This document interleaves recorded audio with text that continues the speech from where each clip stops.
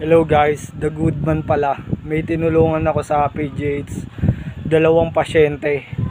Si nanay naman po may katarata dalawa. Tapos may diabetes siya. Pinay-schedule ko siya sa PGH. Sa ophthalmology. Ito, ophthalmology. Pinay-schedule ko siya. Saka internal medicine, ayun, para sa diabetes niya. Tapos si Sir Rodel naman, pinay-schedule ko siya sa endoscopy saka ENT. Yan, kasi hindi pantay yung leg niya eh. Alam, parang may bukol sa leg, parang hypothyroidism yata yun, o hyperthyroidism. Tapos meron siyang sabi umuubo daw siya ng may plema. Hindi daw mawala-wala yung ubo niya. Tapos parang may nakabara daw sa baga niya.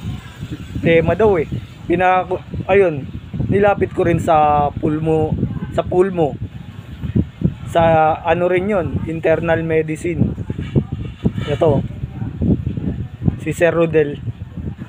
Tapos pinuntahan ko rin yung yung general surgery sa second floor OPD. May pinay-schedule ako doon.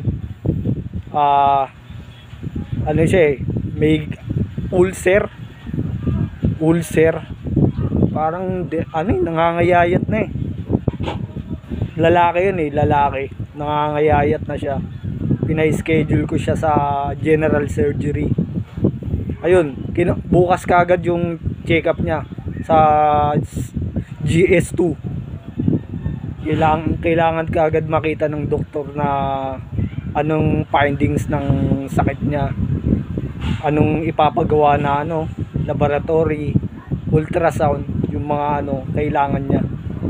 Tapos dumaan rin ako sa ward sa Department of Medicine.